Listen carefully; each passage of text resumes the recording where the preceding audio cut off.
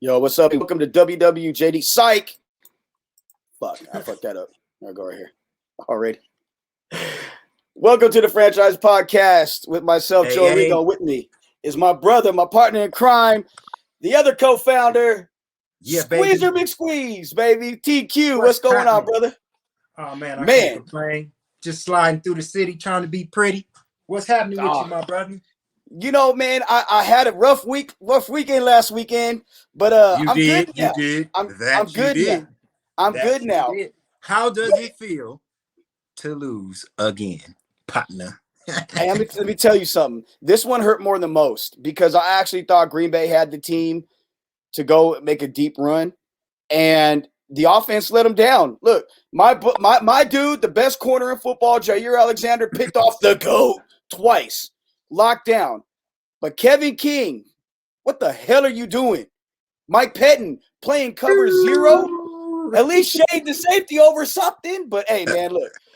I'm gonna tell you, I lost my voice. I seen your little message to me on Facebook, partner, and yeah.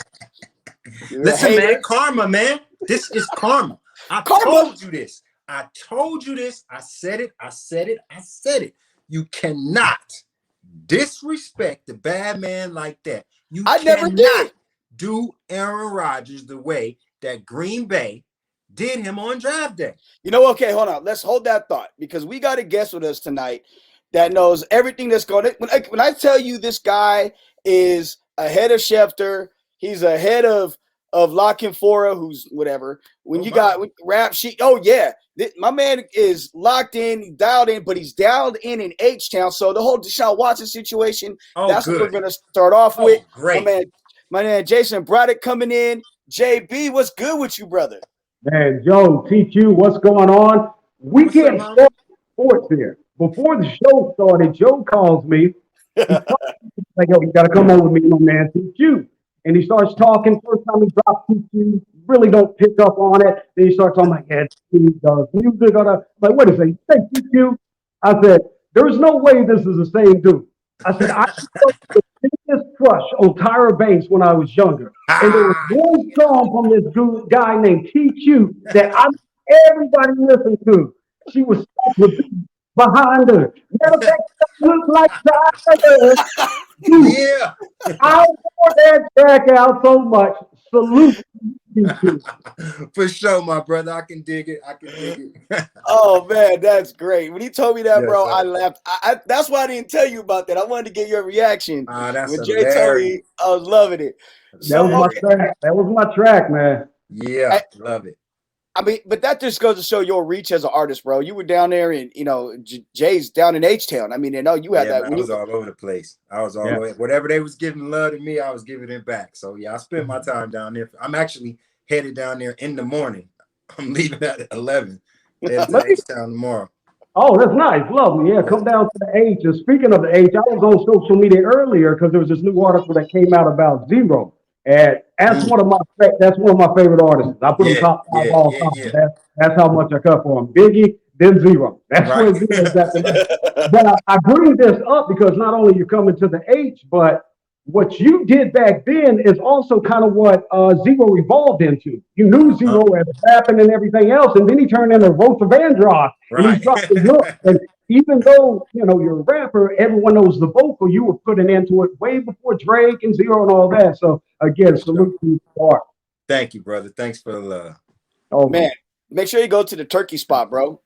Yeah, listen. Woo, that turkey hut. Turkey hut. Good idea. I forgot all about it. And shout out to our cousin Calvin down there, too. Yes, gotta give it to Cal. That's my guy right there. So that's my dog. Hey, so let's stay in Houston. Let's talk about Deshaun Watson now. Man, I have a different perspective on it because I like what he's doing. Quite frankly, bottom line is when you have ownership that's quite frankly a joke, and they come to you and say, "Hey, if I came to you all and say, hey, Jay, Squeeze, we gonna bring somebody on, but before I do, I want to talk to y'all because I want to make sure you're cool with it because we family," and then I just go ahead and do it. But some other dude in my ear telling me, hey, bring this dude on. Then I just go that direction. I'd be pissed off too. Deshaun is the face of a franchise, and even more so as a human being, he's a better human being than he is football player. And that speaks volumes because he's a top 4 quarterback in the NFL right now. 100. He's out. Like, he's gone. Like, there's the dude that they hired, there's no interest in playing for him. They're trying to I think what they're trying to do, Jay, I'm gonna go to you first with this because you down there. I think they're trying to give this guy a job for 2 or 3 years. He's 65 years old. He's not the long-term answer because they want McCown to be the head coach, but they knew they would catch heat for it right now, so they had to bring somebody in to kind of supplement that. Well, here's what interesting to me, because you look at Deshaun Watson, the Houston Texans organization has the 2002. They've been looking for a franchise quarterback. They finally find it when Rick Smith, his parting gift to the Texans franchise was to move up and take Deshaun Watson 12th overall, 2 spots after the Chiefs moved up and took Patrick Mahomes. You invest 4 years to develop this guy. You give him a $40 million contract, and he was playing behind enemy lines. And what I mean by that, they had one of the worst offensive line coaches. You didn't see growth in the O-line. Bill O'Brien, one of the his ego got in the way. He had the skill set to be a good coach, but he surrounded himself by yes men and just wasn't a good person. Deshaun still overcame all that. And if you look at career passer ratings, Deshaun is either number 1 or number 2 all time, right behind Patrick Mahomes. I mean, what the kid is doing at 25 years old, franchise quarterback, you do not see these guys. That being said, the Texans ownership from Cal McNair down has mishandled this relationship so poorly that I don't know if amends can be made. You know what? The bottom line is what you touched on is consistently not giving the man what he needs to win. Right. Period. Now, we can say all of the other problems that may present themselves regarding the organization, regarding what ownership may think about this or that, all of the things that are floating out there. But the bottom line is you come into that draft at the same time as Pat Mahomes, you see what he has, you see the stuff that he's working with. And if I know anything about Deshaun believes he's a better quarterback than Pat Mahomes. I don't think he believes that if he had the same types of weapons or even something close to those weapons, he'd be able to do what Mahomes is doing. And if I'm in that position, I'm looking at it the same way. You constantly trading away my essentials and not getting me anything in return to work with. It's funny you say that because this is a tough year for Houston sports. DeAndre Hopkins, James Harden, Westbrook, George Springer, Garrett Cole, and Deshaun Watson, all gone. They're all going to be gone. Those are the faces of Houston sports for the most part. Maybe Altuve's in there too. But for the most, like, I don't get how you want to run this man out of town. If anything, I would empower him. He's in a position, he's got an NBA contract in the NFL. He dictates where he wants to go. They can't say, oh, we're going to ship you to Carolina. He'd be like, nah, I'm cool. I want to go to New York or Miami. New York, they got cap space and I can get weapons and they already have X, Y, and Z. Plus, I like the coach who probably should have been down here coaching. Or I want to go to Miami where I like the coach and they already won 10 games last year and I can make us that much better. And hey, Nick Caserio, whatever your name is, you love Tua so much, go ahead and take him to Houston. Let's see how he does there. Jay, am I far off thinking that way, or am I kind of in lockstep with what Deshaun thinking? Well, you read the tea. It looks like the Texans now, after they made their GM hire and got the guy in-house, and there's so many layers to this. The one place I would tell you to start, if you really want to dig in where the mistrust began in the Texans organization, Greg Bedard used to work for Sports Illustrated, now runs, I think it's called the Boston Sports Journal. Yep. A year and a half ago, maybe a little bit longer, he wrote an article on Jack Easterby, laying out step by step what Jack Easterby was going to do in his rise to power. You go back and read that now and realize how he called out every step a year and a half in advance. One of the greatest articles I ever read. Check that out from Greg Bedard when you get the chance. But the thing is, it just shows you the snake oil salesman that is Jack Easterby. When he planned the trap for O'Brien to go down there, because Nick Caserio and Jack Easterby share the same agent. So when he went to the ring ceremony with the Patriots, he already knew Nick Caserio was under contract.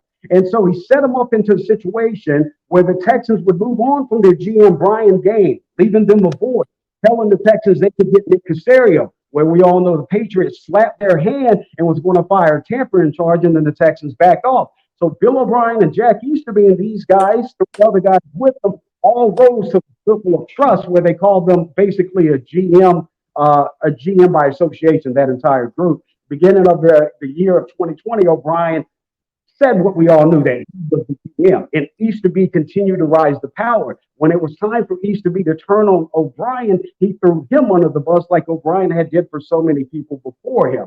I don't feel Bill O'Brien, but Jack Easterby is a staple salesman. And the organization, why Deshaun is so pissed, Cal McNair, Deshaun told him he wanted to be in on the hiring of a head coach and a GM. They paid Korn Ferry over years to find a GM. They narrowed it down to 5 GMs and 1 GM. The guy they hired for GM, Nick Caserio, he wasn't the finalist. He wasn't the final two. He wasn't even in the final 5. Yet they went out and hired him because reportedly, reports coming out of Houston is that Jack Easterby and Cal McNair had a prayer ceremony after he was getting ready to make his GM decision and switch. I guess God moved them to hire Nick Caserio, who just conveniently enough has the same agent as Jack Easterby. None of the other GMs would have kept Easterby. Nick Caserio would have. Correct me if I'm wrong. They were negotiating with Omar Khan from the Pittsburgh Steelers, and then Easterby came in and pulled the rug out from underneath them, and they went with Caserio. Now with Easterby, I don't know. Excuse me. Holy water is a hell of a drug, apparently. Oh. Hey, so Easterby, if you guys don't know Jack Easterby's story, he was working down, I think, in Alabama. Character coach, South Carolina, or one of the positions South Carolina Gamecocks moved to Kansas City after Devon Belcher committed suicide to help the players. Then went to New England after Aaron Hernandez. And then he was getting them right and making sure their minds were right. But still had aspirations of becoming a general manager. Ends up down in Houston, and where, let's be real, like the ownership down there the last few years, maybe the entire time the McNair family has owned them, hasn't been the best ownership around. Right. And kind of found the dummies in the room just to make it look like he knew what he was doing, because I came from New England, and they kind of bought into that hook, line, and sinker. So, Squeeze, what do you think, bro? Like, I know we've talked about this privately. Where do you think Deshaun ends up? You know what? I'm not sure, honestly. I know where I want him to end up. I don't necessarily. I feel he needs to be where he should have been in the first place. I was sitting, waiting during the draft, believing in my heart that the San Francisco 49ers would solidify their future and pick Deshaun, and they let him go. And it's terrible. The two quarterbacks that they've done this twice. They constantly do this all the time. You had Joe Montana and you had Steve Young. How can you constantly bomb out on quarterbacks? You let Aaron Rodgers slip past you. You let Deshaun slip past you. And now you got a chance to get him again. But they're not going to get him. They ain't going to get him. I don't think they will as well. I think it's New York. I think it's the New York Jets where he ends up. If he gets traded from Texas. Let me say that. The Texans are trying to keep Deshaun here. David Culley is known not for his play calling, but they can put younger. You bring in Pep Hamilton, I think, as the quarterback coach today. Yep. You hear that, Andrew Luck and Justin Herbert. Then you get Lovie Smith coming in as D coordinator. You've got these Tim Kelly stays on as OC, a guy Deshaun says he wants him to remain with the team. So they're still building the team after the GM position to try to keep Deshaun Watson happy. I don't think it works. I think it's probably 55-45. Deshaun, if I'm a bet man, I think Deshaun understands his value. I think he's upset with the organization. And more importantly than anything, don't underestimate the fact that Deshaun knows at 25 years old, with that smile that he has, his personality, you put him in the media capital of the world, New York. You remember what they did to Tim Tebow? They got Tim Tebow on there, picked up an entire building in his drawers. I mean, that's what they did for Tebow. Yeah. Deshaun Watson, if he goes to the Jets, he will be the new Frank White, the king of New York. Yeah, you tweeted that out, and I agree with that. I think, and the Jets have a lot they can offer. They got 2 1s this year, a 1 next year, 2 2s, and they can trade Sam Darnold either in a package for Watson or trade him somewhere else and accumulate a second or third round pick for him, provided that's what the market holds. And the Jets have the cap space. Like, that's the other thing. A lot, depending on what happens with the salary cap. Now, some people say 175. I kind of was told last night talking to some people that they expect it to be right around where it is now, maybe $5 or $10 million higher. That it's not going to be as bad because if the salary cap in NFL drops, Jason, you know this as well as anybody. The New Orleans Saints are like $131 million over the cap next year.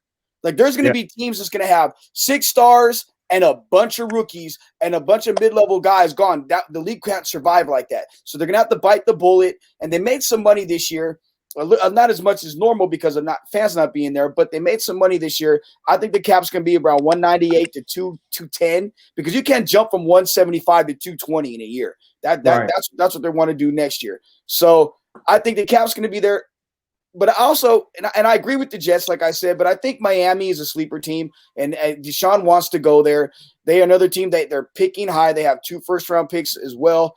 They can throw another pick in next year. Miami has a lot of ammunition, and it's also, from what I've been told, them in New York are the 2 destinations he really wants to go to.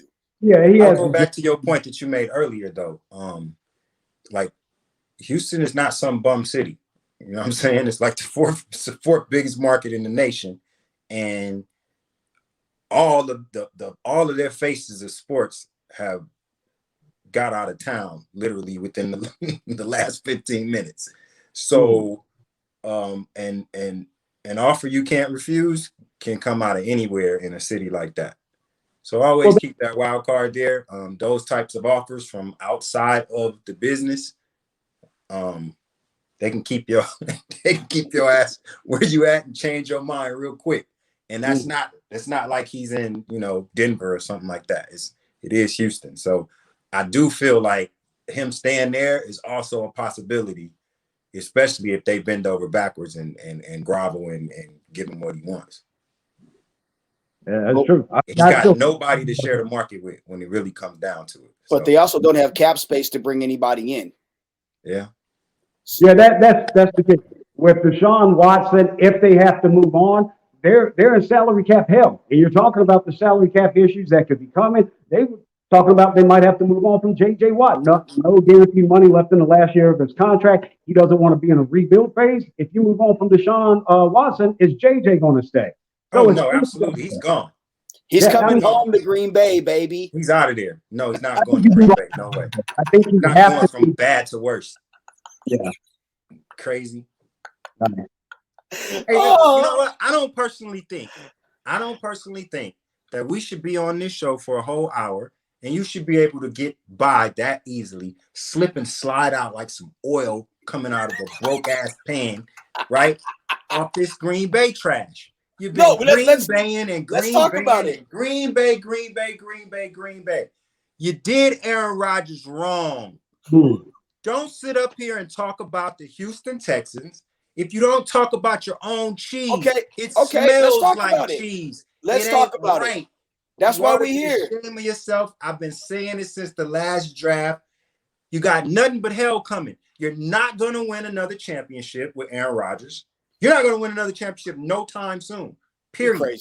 You sold your soul last year listening to analytics or I don't know what you was listening to. You was listening to the Cheese Whiz. I don't know what in the world would make a team who Aaron Rodgers is the starting quarterback. Aaron Rodgers, possibly the best we have ever seen throw a football before. And you spend a first-round draft pick on a quarterback in 2020? You don't have anything to say for yourself. I have a lot. I have a lot. If Jason, do you want to jump in first? No, I think TQ hit the nail. I'm not even finished. Wait, I'm not finished.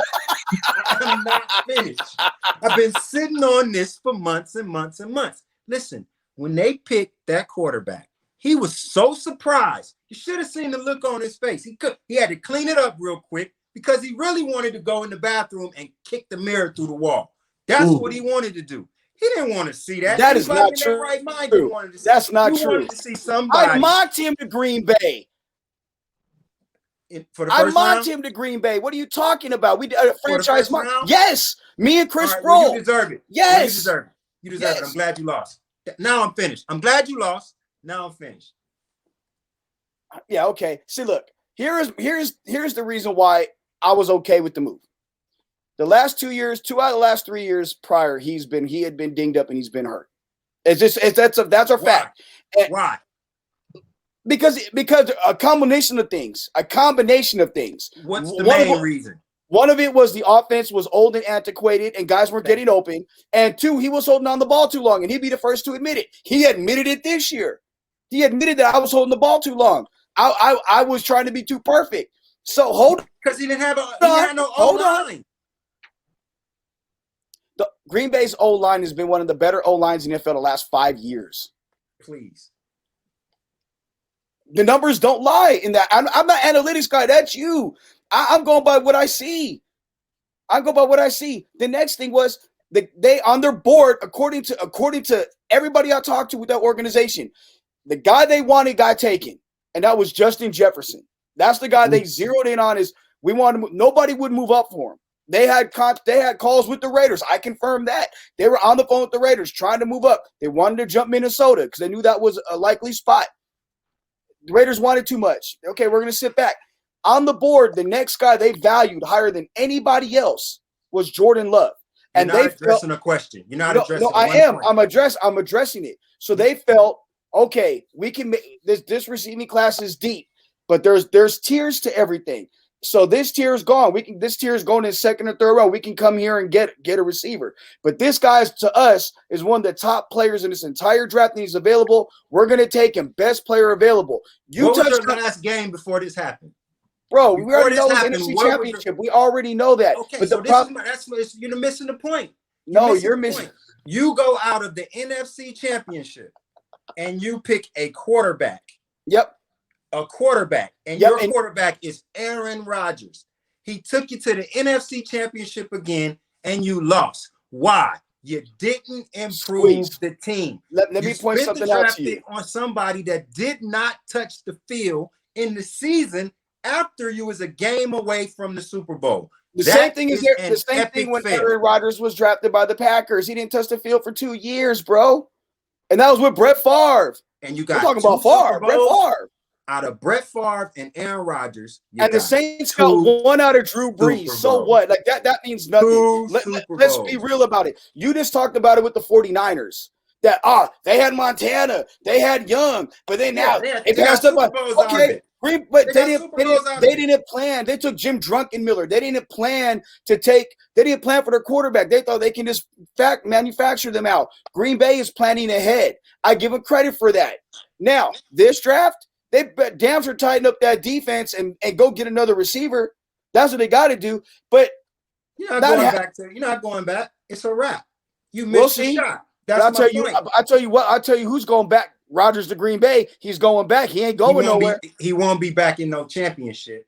That's a wrap. He may be back for another year. Let Jordan Love take you. Hey guys, I know I'm a guest, but let me just ask a question to both of y'all, because I love the debate y'all had going back and forth on that. But the one element I don't think enough people are talking about, I'm curious to get y'all's take on it. We know Jordan Love was taken in the first round. Now, y'all got a great debate on it. Should have went that wide receiver position. Obviously, a case can be made when you look at all the weapons Tom Brady had. They even had Antonio Brown on the show. They got Godwin and Mike Evans and Bray and Gronkowski. And y'all already had O.J. Howard in it. You had on Leonard Fournette. So they obviously went the opposite way of the Packers. That being said, I'm more curious on y'all's take on Jordan Love being a first rounder, because I had a third round grade on him. Not only the fact, to TQ's point, could they have gone or should they have gone another position? Do y'all think Jordan Love even pans out to a first round pick? No, and I didn't remember Joe even having him as a first round. I thought he had him in the second or third himself. Nah, I had him as a first round guy, and I mocked him to Green Bay in the final mock, just like that's beside the point. I've watched him 3 times, twice against UNLV and in person and another time. And I have a player I coached on that team that I was his high school coach, a receiver named Savon Scarver, All-American kick returner. Okay. And he's like, Joe, he calls me Pops. He goes, Pops, I'm gonna tell you, Jay Love is the real deal. I mean, from the first one in, last one out in our weight room, leadership, from the character side, checks all the boxes. What people tend to forget about Jordan Love, the 1 year he had under Gary Anderson as his head coach was his last year at Utah State. Watch the game against, I think it was Tennessee. He lit them up, made ungodly throws. But before the coaching change, he made ungodly throws and was a guy that was mentioned going into his next year as a Heisman contender. The change to get with Gary Anderson and the change of offense and losing your offensive coordinator, your quarterback coach, your head coach, that took a toll on him. He did everything he could to keep him afloat, but he forced some throws. And out of those, I think he had 17 picks. 7 of those picks were catchable balls right into running backs' hands that went into defensive backs' hands. You take away those picks, he had, I think it was 21 or 19 touchdowns to 10 interceptions, which is a lot better than 19 to 17. So I don't think all on him, but this is the guy that makes no excuses. I had him in the first round, and I think the reason why Green Bay moved up to get him is they knew a team like New England. They knew some teams on the back end that were looking for a quarterback would have taken him, and they didn't want to be caught with their pants down. Aaron Rodgers, they did not help Aaron Rodgers. They didn't help Aaron Rodgers. We're having a conversation about Jordan Love when the conversation should be about Aaron Rodgers. Okay, squeeze. Devontae Adams, I believe he's the number one best receiver in the NFL. That's me. I make no bones. I've said it for 2.5, 3 years now. You said I was crazy. But a legit bona fide number one. Yeah, whatever. So he is. I believe Devontae's the number one guy. Getting another receiver at some point in the draft, I agree. But look, Aaron Jones is a free agent. Aaron Jones wants top money. He turned down top 5 money because the guarantees weren't there. He's gone. They knew they weren't going to be able to pay him like that. Okay, so you wasted your year. You wasted your window. No. Listen. Aaron Jones, though, has never carried the ball over 25 times a game because he's littler. That doesn't fit LaFleur's offense. He's a Derrick Henry big body back coach. Todd Gurley when he was with the Rams, and then Derrick Henry. AJ Dillon's that guy. And then Green Bay drafted guys that fit LaFleur's offense. Damn what I think, you think, Jay, or anybody else, these are guys that fit the offense the same way San Francisco is starting to do that with their offense. They're drafting guys to fit Kyle Shanahan's offense. That means that offense is bound to get better. They drafted guys that play on the field. They draft guys that play on the field when they draft them. This is the point that I'm trying to make that you're missing.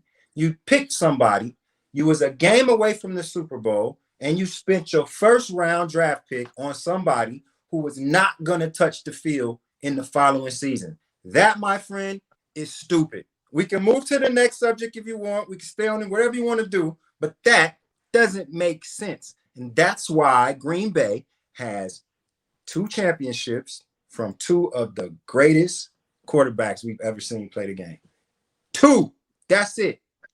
2. I was surprised to hear TQ call Aaron Rodgers one of the greatest quarterbacks of all time, because I don't think he usually gets that much clap behind him. I think Aaron Rodgers is the greatest quarterback of all time. And I think he's usually it rubs people the wrong way. Like, how do you put him over Brady? And again, Joe, you mentioned something earlier about the eye test, which is something I live by. You can have numbers, you can have everything else. There's so many uncontrollable variables that were manipulated with the Patriots cheating for 20 years.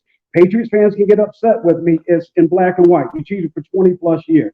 I can't give Brady a pass for that, for having 8 years of on-the-job training. I can't do it. The eye test says Aaron Rodgers is the greatest quarterback I've ever seen play. And TQ's point about the lack of championships definitely sticks out like a sore thumb. A lot of that is on Mike McCarthy. Yeah, absolutely. Agreed. I had Cameron Morrell on. Cam played with the Bears and the Dolphins, played in the Super Bowl. So he's played against Brady, Rodgers, Breeze, Manning. And I asked him last week, I said, Cam, who's the greatest quarterback ever that you played against? And he goes, look, they can talk about Brady's 7 titles, but it wasn't just Brady winning those titles. The greatest quarterback I've seen play that I played against, the guy that I was like, shit, we're going up against him. And I went up twice. It was Aaron Rodgers. Yeah. Best arm talent. He can move. You know, and for years. And you know what? I think with what he said after the game in terms of, you know, everybody's future is unknown, including mine. It's because, and I know this to be true, I've talked to people on the squad, that team is really close. That's a close-knit team. They only had one instance of COVID the entire year versus other teams. Like it was A.J. Dillon. It was literally go to work and go home. They put everything they had into it. And they knew that this was such a special group. Say what? Anywhere else even going Green Bay? Well, I mean, yeah, they could go out and, you know, you can always fly a thought up, you know, and do some things. I mean, you know how it works. So goddamn cold up there, man. But the thing is like, you know, this team is special and you get along so well with everybody. And then to be in a position where you are literally you intercept. If I would have told you guys, Tom Brady would have 230 yards, throw 3 touchdowns, but 3 interceptions. Aaron Rodgers would throw for 315, 3 touchdowns and a pick, and Marquez Valdez-Scantling will catch for 115 and a touchdown. You would have said Green Bay wins by at least 10, easily. Absolutely. Both you probably. You would think. But the offense let them down. At home too? Yeah, absolutely. At home. The offense let them down. Period. There was bad calls in the first half, at least from Mike Pettin, the defensive coordinator. There was a missed interception. Devontae Adams doesn't drop balls. He dropped the back shoulder fade, which 99 times out of 100 he catches. Aaron Rodgers got to take off and run on that one play too. He got to run for that touchdown. Exactly. So there's things that could have been done differently. Woulda, coulda, shoulda. The bottom line is he knew that this team, he knows that Corey Linsley is going to be gone. Christian Kirksey is going to be gone. Kevin King's going to be gone. Aaron Jones is going to be gone. Jamal Williams will probably be back. So there's some guys. Point though. You're speaking to my point. That window has closed. That's what I'm saying. You don't get the window for the championship. You don't get it. It comes and it goes. It used to be dynasties back in the 49ers and the Cowboys and the Patriots and still all that's dead. That's not the way it works anymore. You're going to have a chance. You're going to have a chance to get that good quarterback, have that good quarterback for a certain amount of time. Over that certain amount of time that you have that good quarterback, you got 1 or 2 years to have a Super Bowl contender if you do everything right. If you miss that 1 or 2 years, something happened, you overthrow the ball, somebody blow their Achilles, you trade to one player, somebody want too much money, or that quarterback is about to get his dough, it's a wrap. It's over. Jason, you and I know a lot of the same. Start over from scratch. Jason, you and I know a lot of the same people, and we know how things work behind the scenes in the NFL. I was told this a couple months ago, and I got a text last night from somebody in the Pack organization that says we're about to get real creative this offseason. But what I was told was they expect to see a lot of the mid-tier guys that like Allen Robinson or those types of guys almost take 1 year show me deals because they know the cap is going to jump the following year. Have you heard something similar to that? Yeah, it's been speculated for a while now, and I love the conversation when you mention names and the backstories on them. You bring up Allen Robinson. That's the number one guy in free agency this market. What he's done with Mitch Trubisky, what he's done with Blake Bortles. The guy's been crapped on, his entire career. Yeah, hell yeah. He needs to pick somewhere. If Deshaun's to stay with the Texans need to create money. Don't re-sign Will Fuller. Go get Allen Robinson. I had a top 15 grade on him when he came out. That kid, I called him. Go look at his Penn State film. He did matrix moves off of the line to beat press, and he just stuck out to me. He's one of those guys that slide to the second round of the draft, just like a DJ Chark. DJ Chark was my number one receiver in that draft. But these guys, it's the mannerisms, the movement skills. They're not elite speedsters. They're not the tallest. They're not the biggest. So they slide to the second round. But if you study the film, these are first-round talents all day. Now, another thing you might get a kick out of, going back to Jamal Williams, I admit when I hit on a prospect. I admit when I miss on a prospect. The Super Bowl was in Houston, and maybe the biggest mistake I ever made, Lee Steinberg was in town at the Super Bowl making the rounds at Radio Row, and he had 2 of his clients, Patrick Mahomes, Jamal Williams. Film study to me, again, I'll tell you, I'll make it, admit if I miss a mistake. I loved Jamal Williams coming out of BYU. Had a late first, early second round grade on him. I hope he doesn't resign in Green Bay because I want to see him in a change of environment to see if I truly missed or if not being on the same team and drafted the same year as his teammate Aaron Jones, who also was a rookie that year and shared the same agent with Lee Steinberg, to see if he can be the next guy, what he can blossom into. But the biggest embarrassment of that, I didn't interview Patrick Mahomes because I had a third round grade on him. Damn. Wow. Okay, so it's funny you say that. I'm going to be honest. Hey, it's funny you say that. I'm with you though. It's funny you say that. I ain't have him high either. This guy right here will tell you though. I called him and my boy Nick Hamilton and was like, "Hey, Patrick Mahomes is the best quarterback in this class. Him and Watson." And they're like, "What?" I said, "Texas Tech. Watch the kid. He's a gunslinger. I love everything about him." You're crazy. Nick calls me back. Was like, "Yo, that guy can throw." Squeeze was like, we'll see. No, because I'm always down on the Big 12, man. Anybody could throw there. You know what I'm saying? So I just wasn't on him. But Joe said it from day one. He absolutely said it from day one. Good call, Joe. For me, I like to go back and see why I missed on a prospect. For me, I heard all the talk pre-draft that he's the next Brett Favre.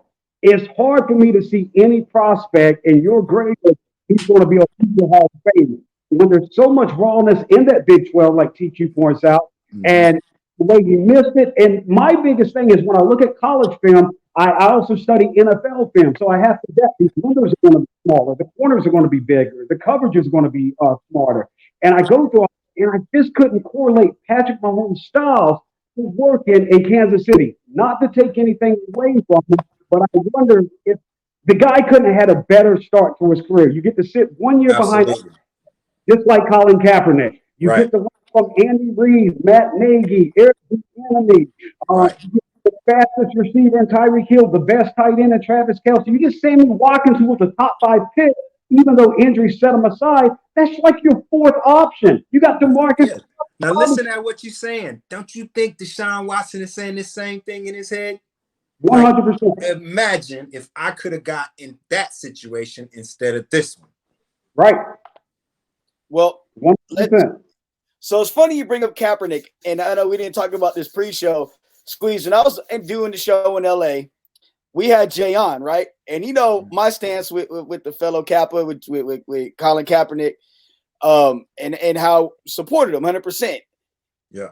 Jay, tell the story how Trent Baalke got in hot water with Trent Baalke, man. And this is how I got Jay on the show. I hit him up like, "Yo, come on the show with us." And he came on and we chopped it up. But listen to this one, bro. Dude, I got death threats over this, just doing my job reporting. So I won't reveal the sources, but a conversation was had behind the scenes with Trent Baalke with an organization. I found out that he was putting out fillers to see what could be had for Colin Kaepernick. And this is before the kneeling or anything else. I mean, this is Super Bowl quarterback Colin Kaepernick. People all across the country blast me like there's no way the 49ers are calling people entertaining the thought of trading Kaepernick because Gabbert back up. And I'm like, I got the report. I was the first one on it. I put it out probably like 9, 10 o'clock at night in Houston. Probably about 11:30 at night on the West Coast. Trent Baalke has a press conference to say that this AM idiot from some AM sports station in Houston, Texas, we haven't had any talks. We haven't had any talks about trading Colin Kaepernick. Yo, I think I remember this. Oh, I remember this, bro. You find my tweet, Google it, and see. I got death threats. I did radio from Coast. Colin Cowherd went on his radio show the next day. This AM dipshit or whatever he called me has no clue what I'm talking about. Adam Schefter's not reporting it. Ian Rappaport's not reporting it. And then I said, drop the report. I said the two teams most interested, the Chicago Bears, who had Cutler at the time, and the Philadelphia Eagles, who had Chip Kelly. Everybody denied the report, shot it down. They all went to it. Baalke went behind the scenes and told him, like, hey, if you kill this report, I'll give you something else later. That's how the business works. They did the same thing the year prior with another reporter with Jim Harbaugh and Cleveland Browns talking, if you remember that correctly as well. And until 6 months later that everybody started going back, verifying it, the dick move they do is they don't even give you credit. They act like it's a new story. The 49ers are having conversations to trade Colin Kaepernick. The two teams most interested are Chicago Bears and Philadelphia Eagles. Oh, you mean you sound like that dude right That's what I told him. I was like, bro. That happens to that guy all the time. Damn, that's crazy. You know, but see, I think that's what I was telling Jay earlier, man. Like our careers run parallel. Our lives, basically our lives in a lot of ways run parallel because, you know, I was telling him this a couple weeks ago with Urban Meyer and Trent Baalke going to Jacksonville. I hit you up. You're like, nah, bro, he ain't going there. I'm like, bro, like it's done. It's both of them. And then 4 days later, whenever it was, Schefter comes out with it and the rap sheet comes out with it. And it's like, all right, everybody give them love, but, go back and check. So I literally took a picture. I timestamped when I would put the article or I put the report out there on Twitter. And was like, look, I don't need flowers I don't need it to make me feel good, but damn it, somebody give me some love and recognize it at some point. Shit, get the love. Can't get no respect. If you don't say something, that's fine. But if they're going to tear you down and attack you for your takes and lie on you, then when it finally comes out, somebody should come back. I think out of all those people, maybe one person came back and apologized. Like, oh, okay, well, thanks for the death threat. But you speak about Kaepernick, the way I got close, I love Colin Kaepernick. I completely understood the kneeling from the beginning. I didn't get, when they tried to hijack the message, listen, the truth is, Colin Kaepernick sat down. He didn't try to bring attention to the anthem. The reason he started to kneel was because former Navy SEAL, I believe it was, Nate Boyer, who played at University of Texas and later the Seahawks, went to Kaepernick and say, listen, if you want to protest, protest silently during the anthem, all we ask is that you do it respectfully by taking a knee, and I will stand next to you. Pictures are out there that show you this Navy SEAL standing next to him. Now, he didn't want to kneel during it, obviously, with him being former military and how much people were emotionally tied to that. But Kaepernick told you from the beginning, man, this is about police brutality. This is about people that look like him. I met Kaepernick when he came out in the draft, and the way I got close with him and his agent, I was the only one who had a first-round grade on him. Back in January and February that year, people had 6th, 7th-round grades on Kaepernick, and y'all probably both know the way the draft works with most draft nicks, they have a guy, and then as it gets closer to the draft, they talk to sources, and they completely change their draft grades. So they started in January and February with Kaepernick as a 7th-rounder, and I had a first-round grade on him. So I took backlash from all kind of draft nicks in the community and everything, and they attacked me. And then come draft time, all of them moved him up to the 2nd round, which is where he went 36 overall. But one of my most prized possessions is after Kaepernick's Super Bowl, his agent told me, like, you were the only one who had a first-round grade on him. You hyped him up. You saw the talent. He said, if you ever need anything, let us know. After Kaepernick appeared in the Super Bowl, I don't collect autographs. I don't do anything. But if you do something for my kid, I'm a fan of yours for life. And after the Super Bowl, you can see Kaepernick autographed that jersey, Super Bowl jersey, the legend. And you can see to Legend and Boss. That's my 2 sons' name there. So always respect Kaepernick. I understood the platform. I know it didn't come from hate. And I definitely understood that it didn't come from hate of America. I understood the struggle. And Cap was one of the most shy players I've ever met when he came out in the he had an awakening. And because of that awakening, I think it was necessary. His girlfriend, I don't know if they're married or not, but I think it was necessary. It really got them to let him see, like, you were adopted by a white family. You were shielded from a lot of this. And he saw how other people, his brothers and sisters, people that looked like him and other minorities were treated in America. And he took his platform knowing that he could be blackballed from the league, which he was, and still sacrificed it to shine a light on it. So salute the Colin. Yeah, she I'll tell you what, he did one thing that was egregious to me that I just cannot forgive him for. He missed Randy Moss in that Super Bowl before that last play. He missed Randy Moss. Randy Moss was right there wide open. Crabtree had a touchdown. I'm sitting right there. I'm still looking at Randy Moss. He's still open. But go back and watch those last couple plays. That game should have went to overtime. There was 2 pass interferences. I can't remember the Absolutely. On Crabtree. Absolutely. That's the game going to overtime. 100%. Heartbreaker. Yeah, but to Jay's point, Nessa, when she's Muslim, so they wanted to really take their relationship to a point where potential marriage, he had to convert, and in part of that, it wouldn't have happened. So, so in part, she helped him with his awakening. Which, look, I mean, I think now if people take off whatever blinders they want to have on and kind of get out of their feelings and their emotions and look at it logically, and with a third eye, or not even a third eye, just with their two eyes, they would see that Colin Kaepernick was right in everything that he was doing. And and to the point now where I commend the Buffalo Bills. They're like, we're not coming out for the national anthem. And that's one way to squash all that. Because up until 9/11, teams weren't outside from the national anthem unless it was a Super Bowl. They stayed in the locker rooms. Right. Even a better way to squash all of that is you don't have to play that section. What does one have to do with the other? You don't have to broadcast the national anthem. And if you do broadcast the national anthem, you don't have to show the players or what they're doing.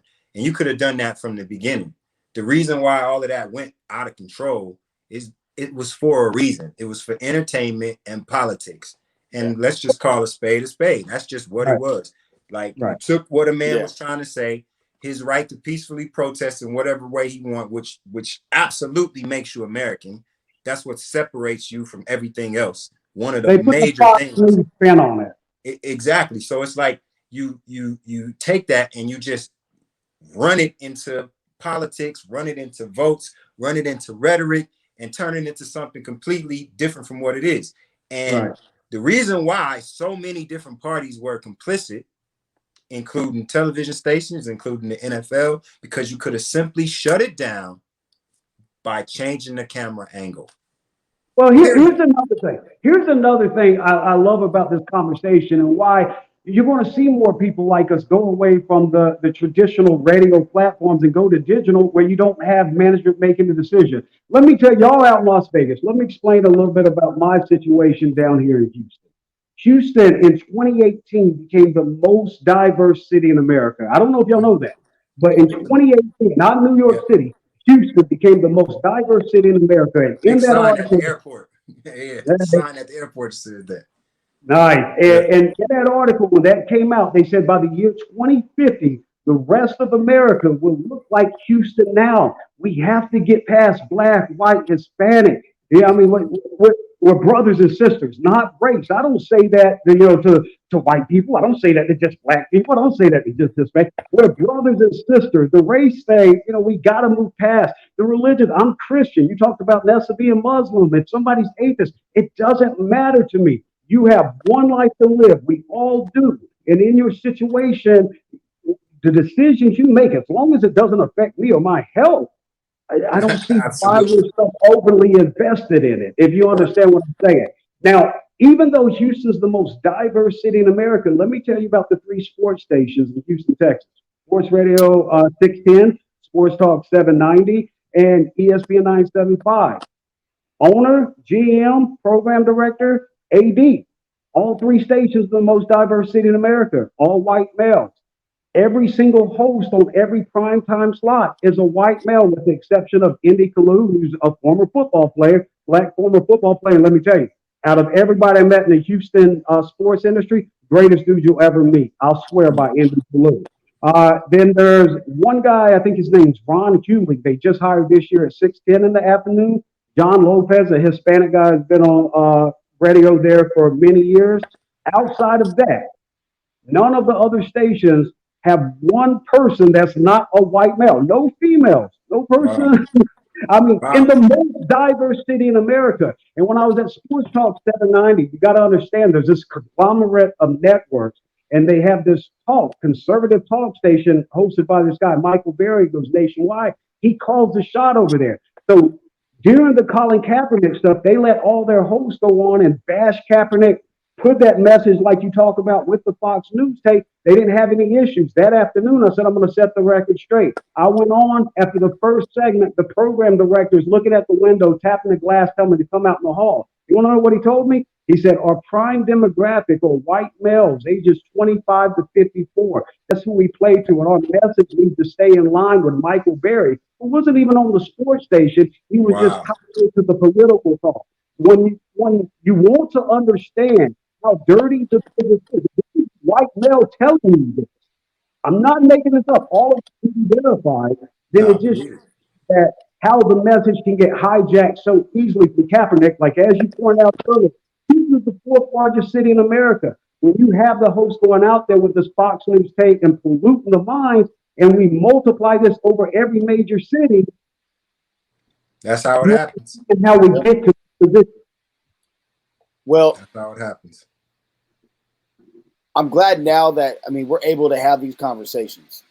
Absolutely. You know, at the end of the day, at the end of the day, that's what makes it great. And to have a diverse group of men talking about it. And then when we bring Trish on or whichever female we bring on to have a conversation down the road, if these conversations come up, even better. But the reality is the NFL was scared of Donald Trump. Let's just call it what it was. They were scared of him. Yeah. And they kind of kowtowed to him until almost the end. Then they said, okay, we're just going to do our own thing now because I think a lot. Oh, go ahead. Go ahead. Seeing what he did to the USFL, so yeah. Well, my bad, but they seen what he did to the USFL. They knew they don't want him a part of that group. So now they don't have to worry about him anymore. Now they're like, we can get back to the business at hand, which is putting out product on the field. Hopefully. And I like the fact what they did this year. I'm gonna get, I'll criticize them when need be, but I'm gonna get credit when need be. To put Black Lives Matter or the stuff in the back of the end zone, no matter what it was, we're all one and unity, whatever. Give them credit for that because that's ballsy. Because you can, absolutely. Thank you. I'm glad you said that because there's a marketing aspect to this. This is all about money. Everything ain't like the evil person operating below, you know what I'm saying? All of this is simply about money.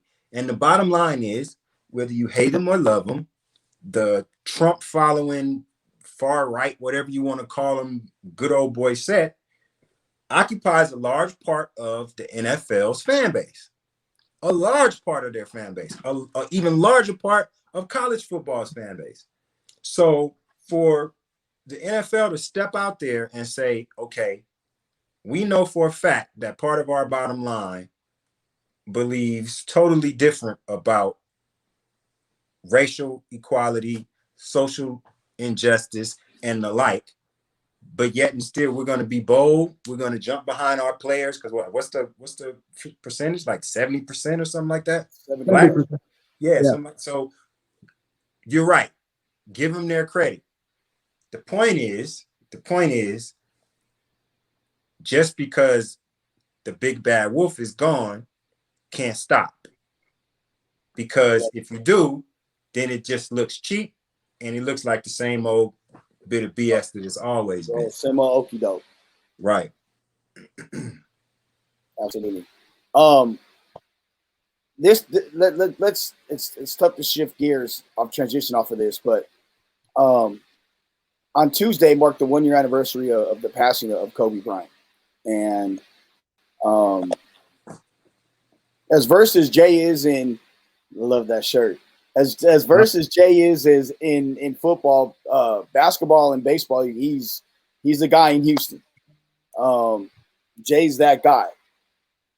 And being that I covered the Lakers for years, I got a chance to know Bean a little bit. And Squeeze, you know this as well as anybody. His death hit us all hard. I mean, it really. What I was doing out, I wrote about. I was supposed to meet up with him less than a month later, because we were going to try to do some stuff. We had some stuff with Mamba lined up that he wanted to talk to me about with franchise, and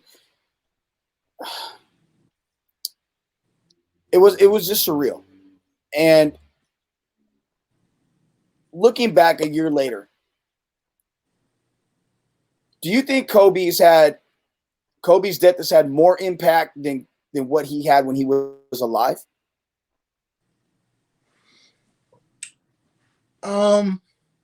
No, I don't think so. And for a couple of reasons. I think that he was one of those people that kind of gave us two careers, and even more so than other people who were great, maybe fall off a little bit and then go great again. Like, he actually changed the numbers.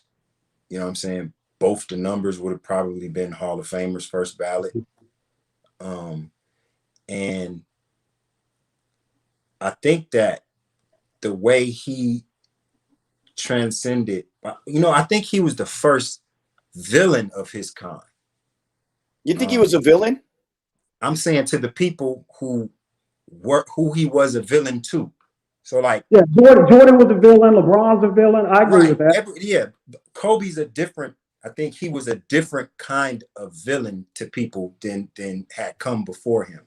And I think that he forced the people that didn't like him because he was a Laker to like stand up and give him the respect. Respect him, yeah. They respected him to a whole different level of respect. And then the time when he played, you got to think about it. Think about the number 8, Kobe. Think about the music that was out at the time. Think about what we were doing at the time. That was literally the best I don't want to think about that. But everybody that's alive right now, everybody that's our age, that was literally the best part of life. You know what I'm saying? Oh, my Lord. That part comes with it also. And then let's talk about his death. His death was the beginning of all of this stuff that came behind it.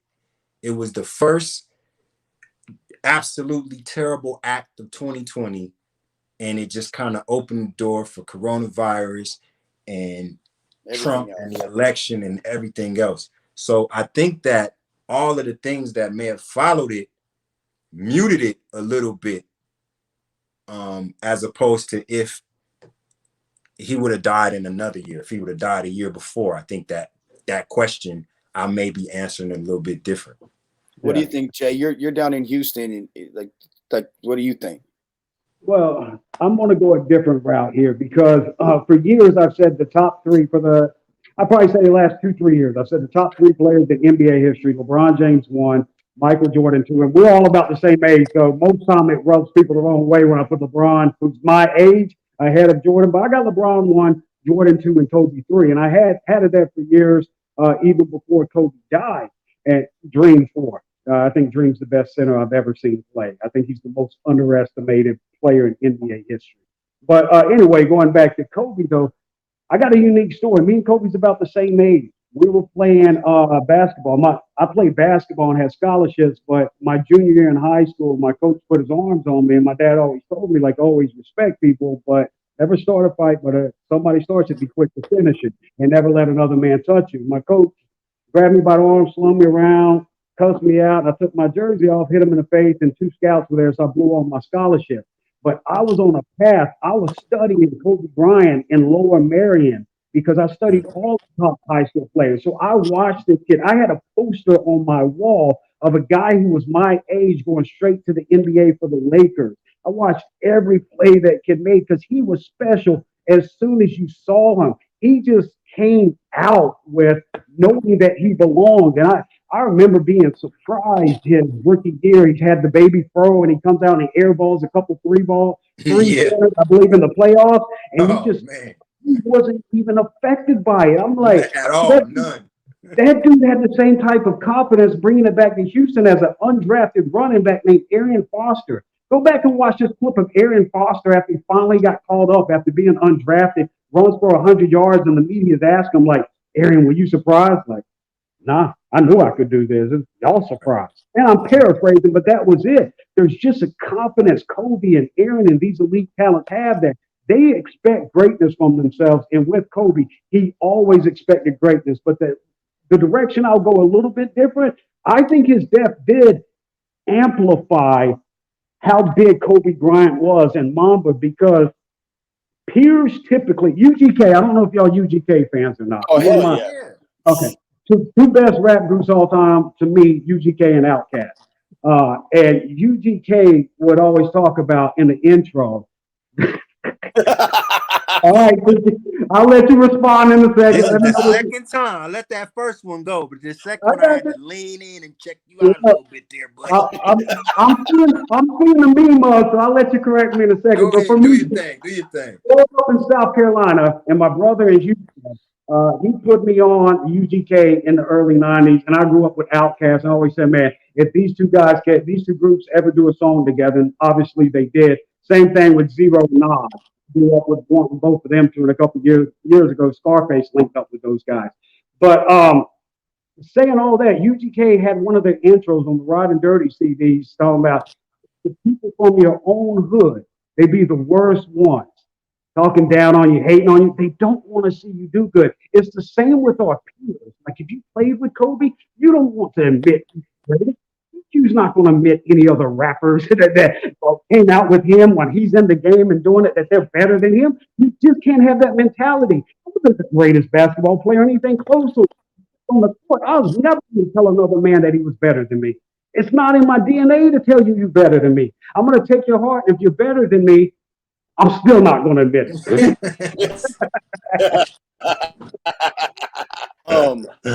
Right. So I would agree. UGK is in my top 5. I think there's NWA and Tribe Called Quest are there for me too, but that's a whole nother story for a different. NWA has to be in there though.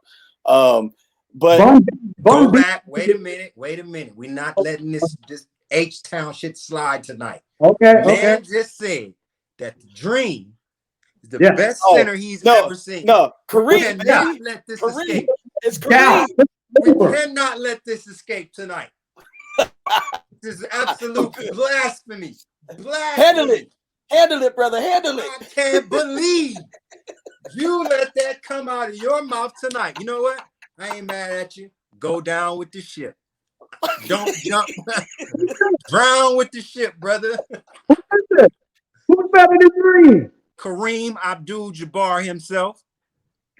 Kareem I love Kareem. Kareem's one of the greatest centers of all time, top 10 player in NBA history. Top 10? Kareem's not. Kareem is Hank Aaron.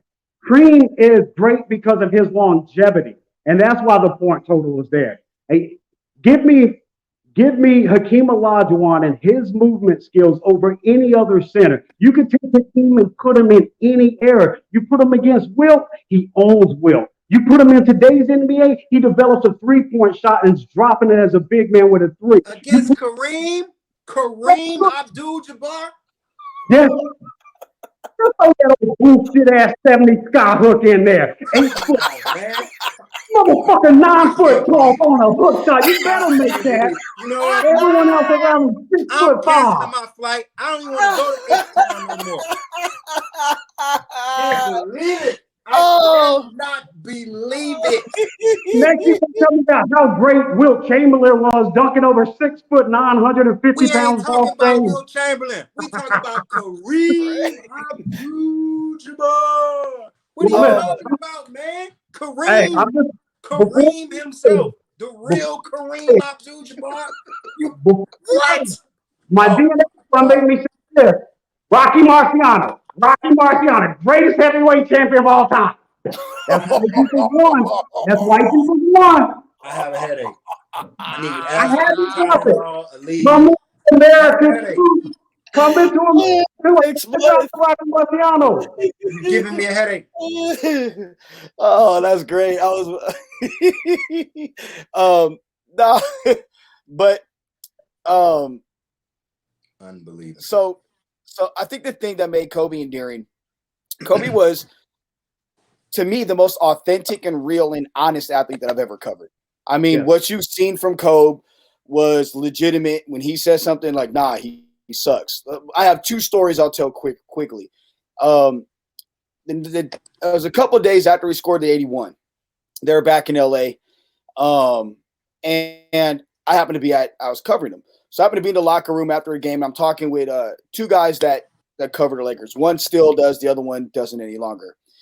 And we were debating on the MVP. And I was like, it's got to be Kobe. Like, they're like, I'm not sure, Steve Nash. I'm like, Nash, I call him Skeletor. He's overrated. Like, nah, dude, you take Kobe off this Laker team, it is, they're a 12-win team. You take Nash off that team, they're still going to win games. It's Kobe, it's whatever. So Kobe comes by, and I go, yo, Bean. He goes, what up, JoJo? I was like, hey, and I'm not going to say the dude's name. He said he's thinking about Nash for MVP.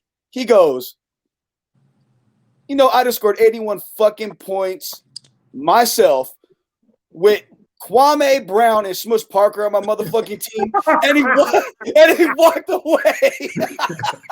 At that point, the guy was like, "Yeah, okay, I got it." But the other happened in 2015. It was a few months after he retired, and I didn't make it to his last game. And my buddy Nick Hamilton was at a Sparks game, and he was there with Gigi. And he tweeted out something like Kobe and Gigi at the game. He took a picture of them. And I was like, all right, cool. I go, hey, tell Bean I said, what up? It was like less than a minute later, Nick's FaceTiming me. And I answer him like, yo. And he's like, Joe. And it was Kobe. Nick had told him, he goes, give me your phone. Let's call him. He's like, man, where the fuck you at, man? And I was like, man, I moved to Vegas. He goes, all right, look, I'm going to lock your number in. When I come to Vegas, we'll get together, man. And we just had a quick.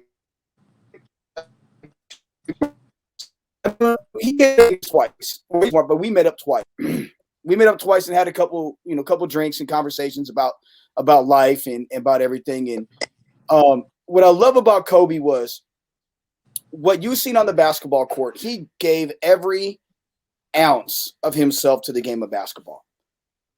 And then you didn't see him behind the scenes. You didn't see him in the locker room with V and the girls and how goofy and loving he was. But then the minute he left basketball, you've seen that with Kobe. You've seen the goofiness. You've seen the loving and adoring husband and father. And I think we've seen not just two sides of Kobe, because when he wore number 8, that was like Squeeze said, that was us in our youth. That's when we were wilding out, turning up. When he went to 24, we were men at that point in our lives. And I think that was the transition Kobe made. And then when he left, you've seen the creative side of him, the content creating, and then what he did for women's basketball. I was talking with Jaleesa when we were doing it was like a month or so before he passed, and we were talking about Gianna. And I said, look, Gianna's the future of the WNBA. She's gonna go in there and have the same impact that Kobe had, that Michael had. Kobe had told me that himself. And nothing will ever make me think differently of that. I think Kobe has done more in his debt for the WNBA than anybody in WNBA history. And I think personally that the WNBA should retire the number 2 for every team in honor of Gianna.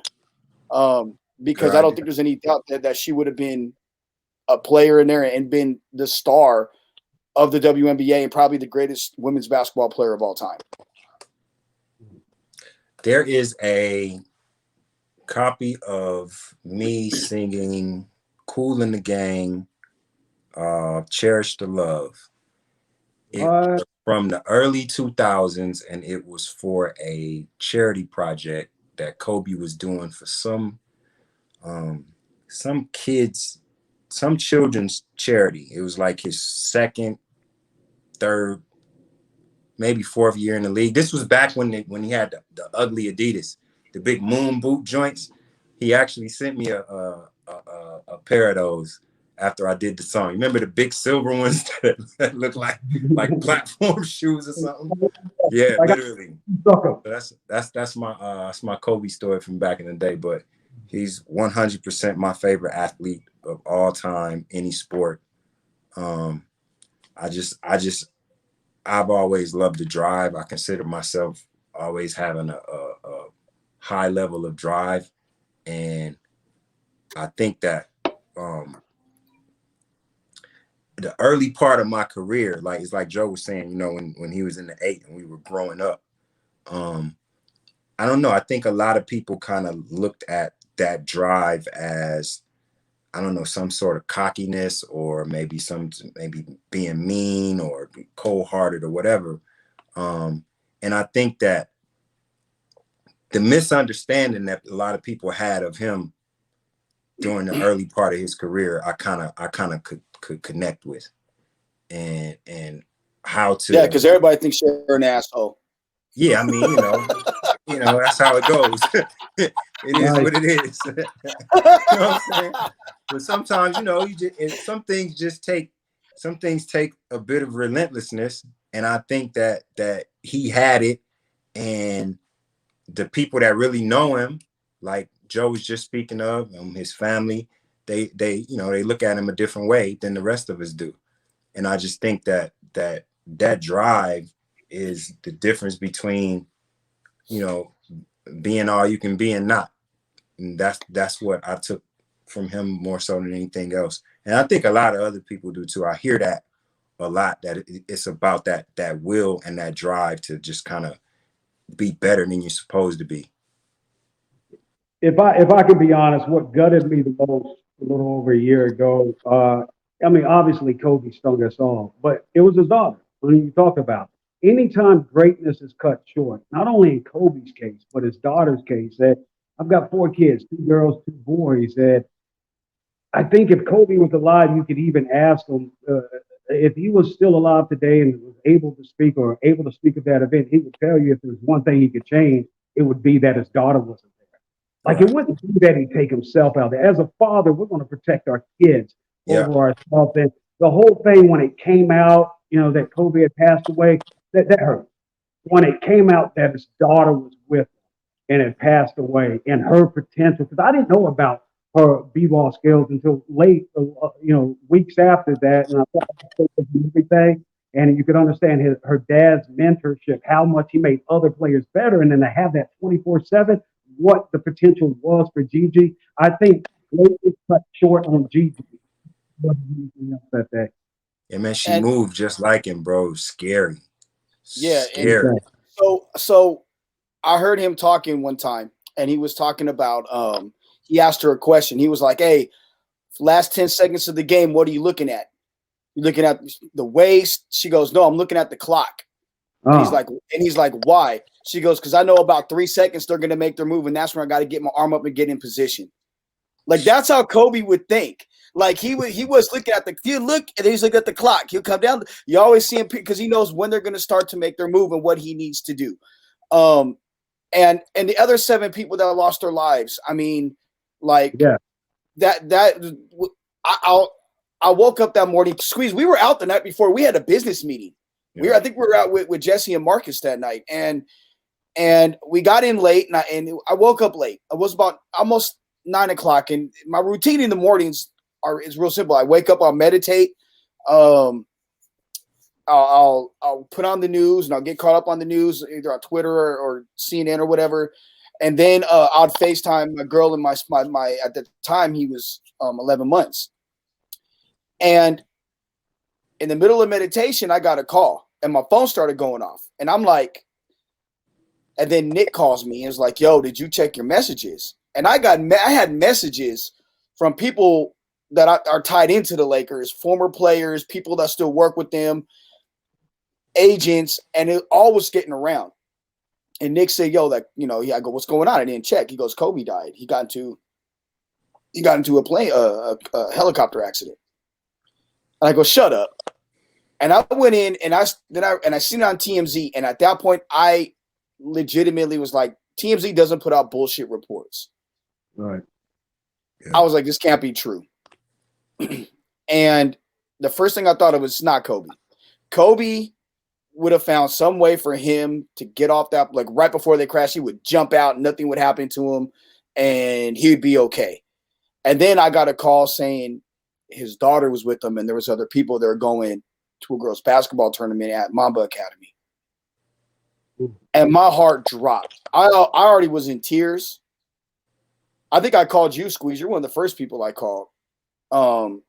Yeah, I just flew to the Bay because I was getting ready to go to India, and I was flying out of San Francisco the next day. So I had an early flight to the Bay that morning, or it might have been the red eye. I don't know, but Yeah, you was one of the first people I talked to. And it was stunning, man. And the rest of that day, I remember I got a call from my son Joey, and the first thing was, "Dad, Kobe passed away. Are you okay?" And Joey wasn't a big sports guy, but he knew how much certain players meant to me, guys that mean to me that I covered. And he was around, like he met Kobe. Peanut met Kobe at one point. I was going to a game and had him shake their hand. And that day I went to cover UNLV, SDSU, San Diego State. And I don't remember the Uber ride there. I don't remember walking in. I remember I met up with a former employee of ours. And I sat down. I talked to Marcus about him, and Marcus and I shed some tears. And I went over with Tony Cardasco and the former UNLV women's coach Jim Boland. I sat next to them, and I was cool. But they were talking, and I just was like in a haze. And it wasn't until they played something at the Thomas and Mack on the scoreboard at Thomas and Mack about Kobe, I just started crying, and I had to excuse myself and leave. And I ended up going home a short time later. The only positive out of that day was my son was born. Wow. And Jaleesa said he already has a name. I named him Kobe. Wow. So that was that's awesome. It was a complete from something so gut wrenching to something so the greatest feeling in the world, to have a child. Like those were the parallels were, just 180s, but that was that day. But I could not tell you what I did, what I ate, if I ate the entire day. Yeah. Like that literally is a fog. So I know we're running late and we're running long, but Jayson, you got the Abomination podcast coming out, man. Let's talk about that, man. So talk about what can people expect from Abomination, man. Like I know you're great at what you do, but for people that may not know you, let describe what you do and how you do it. Well, my thing is, I'm no longer an NFL insider. What I do mostly is read the tea leaves. It's basically educated guesses. I look at where things are going, and I make educated guesses that usually lead you to the outcome that's going to be coming. So, and what I've done the last 10 years of Sports Talk Radio in Houston, I'm going to carry that over to this, but I'm going to turn it into the 21st century. Digital platforms will be on YouTube Live, Twitch, all the podcasts, as you mentioned. We'll do the normal Houston stuff as always, Texans, Astros, Rockets, get into the Deshaun and James Harden news, Springer news, all of that. And we also will go wherever the fans want. I'm always honest with anything the listeners want to talk about. If they want to talk about race, if they want to talk about politics, I'll go wherever they want to, and I'll always be honest with people. Like I said, I admit when I'm right, I admit when I'm wrong, and all I look for is that respect. We're talking about Kobe, seeking that respect earlier. That's all I ask for in this life. We can be completely different. You don't even have to like me, but as long as you respect me, I'll respect you. If you disrespect me, I will turn it invisible. That's right. That's dope. So if people want to follow you, man, how can they follow you on what social media platforms? I just opened that back up Facebook. I had to take a 2-month break because I was tired of everybody's political intel. So I took a 2-month break, just opened it back up today. Just opened back up Instagram. I'm mostly on Twitter, the platform I usually use, and it's at Jayson Braddock with a Y, Jayson Braddock. Once we get the Abomination thing going, the YouTube, the Twitch, the podcast, when everything's going, I'll put out all the links and everything. I just don't want to overhype it. I'm excited about what's coming, but I want people to judge on their own. We'll use a lot more digital than what's been in radio. And it's basically going to be a 1-hour show. I mean, it's a sports show. I have the content to be able to put on a nightly sports show. And that's what I've done for the last 10 years. So in Houston, 4th largest city in America, 3 sports stations, but yet there's not one station that has a nightly show after 7 p.m. every single night. And that's what I'm going to bring to the city. Sweet. We try to stay on an hour too, but Joe talks so damn much. We can't never do it. You always got to go 20, 30 minutes over. Yeah, it's always like that. But it's all love. Hey, fellas, I just want to say, man, I appreciate y'all having me on. I'm going to pop out here and let y'all wrap this thing up. But we'll catch up soon. I know we got some big things in the plans. Love what y'all do here. crazy to me, TQ, that when he was talking about you, it was TQ talking get back behind it. Same to you, brother. Thanks for hanging out with us tonight, man. Thanks, Jay. Appreciate you, brother. Y'all take care. We'll catch up soon. Abomination. I know. Look up the definition of abomination. It basically describes me, and that's where the name comes from. Somebody causes disgust and hatred. And that's what I am. Lean into it. Eminem said years ago, I am whatever you say I am. If I wasn't, why would you say I am?